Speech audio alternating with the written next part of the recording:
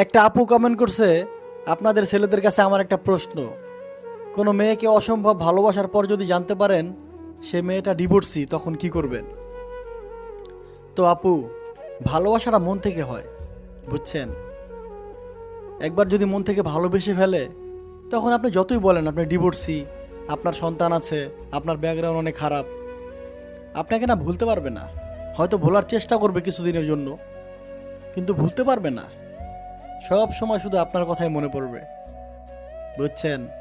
মন থেকে ভালোবাসলে কাউকে ভোলা যায় না, শত চেষ্টা করলেও ভোলা যায় না।